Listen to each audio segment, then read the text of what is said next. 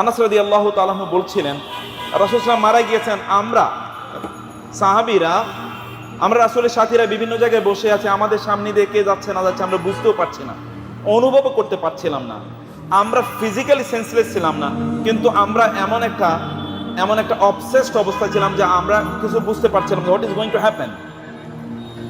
এমন একটি অবস্থায় বেলাল রাদিয়াল্লাহু তাআলা আনহু তিনি আর আযান দিলেন না। বহু বছর পর তিনি স্বপ্নে দেখলেন, রাসূল সাল্লাল্লাহু আলাইহি ওয়াসাল্লাম বললেন, কি ব্যাপার, তোমার কি আর মদিনায় যেতে মনে চায় না? যাও না, সেখানে যাও, সেখানে তুমি যাও। আবার তিনি সেখানে আসলেন, লোকেরা বেলালকে দেখে বলেন, বেলাল, রাসূলের সময় আপনি আযান দিতেন, কতদিন আপনার আযান শুনিনি, একবার আপনি আযান দেন না। কিন্তু বেলাল তিনি আযানে উচ্চস্বরে তিনি বলবেন, আশহাদু আন্না মুহাম্মাদার রাসূলুল্লাহ, এটা যে তিনি বলবেন, বেলাল রাদিয়াল্লাহু তাআলা আনহু অবস্থাটা এরকম ছিল না যে তিনি কথা বলতে পারবেন। লোকেরা তাকে প্রচন্ডভাবে অনুরোধ করলো যে আপনি একটু করুন। তিনি মসজিদে দাঁড়ালেন, মিম্বরে দাঁড়ালেন, তিনি আল্লাহু আকবার আশহাদু আল্লা ইলাহা ইল্লাল্লাহ, যখন তিনি আশহাদু আন্না মুহাম্মাদার রাসূলুল্লাহ বললেন, তিনি সেন্সলেস হয়ে পড়ে গেলেন।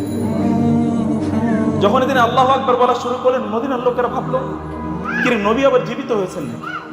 বেলাল তো আযান দেওয়ার কথা না, বেলাল তো কেবল রাসূলের সময় আযান দিয়েছেন, এই আযান তো রাসূলের সময় শুনেছি। তারা দৌড়ে আসলেন, তারা হুড়মুড় করে কান্না শুরু করলেন। বেলাল যখন আশহাদু আন্না মুহাম্মাদার রাসূলুল্লাহ বলেছেন, রাসূলুল্লাহ সাল্লাল্লাহু আলাইহি ওয়াসাল্লামকে আল্লাহ তাআলা এমন একজন ব্যক্তিতে পরিণত করেছেন, তিনি বলেছেন, আলাম নাশরাহ লাকা সাদরাক ওয়া রাফা'না লাকা যিকরাক, তিনি বলেছেন ওয়া রাফা'না লাকা যিকরাক। এই পৃথিবীতে এমন একটি মুহূর্ত যায়নি যে মুহূর্তে মুহাম্মদ রাসূলুল্লাহ সাল্লাল্লাহু আলাইহি ওয়াসাল্লামের নাম উচ্চারিত হয়নি, একটা মুহূর্ত যায়নি। আজানে আপনাকে এমনি মনে হয় রাসূলুল্লাহ সাল্লাল্লাহু আলাইহি ওয়াসাল্লামের নাম এ সাক্ষী দেয়া, এটা আজানের মধ্যে অন্তর্ভুক্ত করে দেওয়া হয়েছে এমনি। আচ্ছা, কেবল আজানের মধ্যে বলা হলো, নামাজের মধ্যে আপনাকে বলতে হয় আল্লাহুম্মা সাল্লি আলা মুহাম্মাদ, আল্লাহুম্মা বারিক আলা মুহাম্মাদ, আসসালামু আলাইকা আইয়ুহান নবী ওয়া রাহমাতুল্লাহি ওয়া বারাকাতুহু। এটা কি এমনিতে বলতে হয়? এটা শুধু এমনিই বলতে হয় না। শুধু কি তাই, আপনি যখন মসজিদে ঢোকেন তখন আপনাকে বলতে হয় বিসমিল্লাহ ওয়াস সালাতু ওয়াস সালামু আলা রাসূলিল্লাহ, আল্লাহুম্মা ইফতাহ লি আবওয়াব রাহমাতিকা। মসজিদ থেকে বের হওয়ার সময় বলতে হয় বিসমিল্লাহ ওয়াস সালাতু ওয়াস সালামু আলা রাসূলিল্লাহ, আল্লাহুম্মা ইন্নী আসআলুকা মিন ফাদলিক। শুধু কি তাই, জুমাবারে আমাদেরকে বেশি বেশি কি করতে হয়?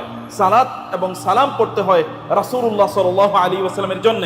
রাসূলুল্লাহ সাল্লাল্লাহু আলাইহি ওয়াসাল্লামের জন্য কেউ যদি দুরূদ এবং সালাম প্রেরণ করে, আল্লাহ সুবহানাহু ওয়া তাআলা তার জন্য 10টা রহমত বর্ষণ করেন।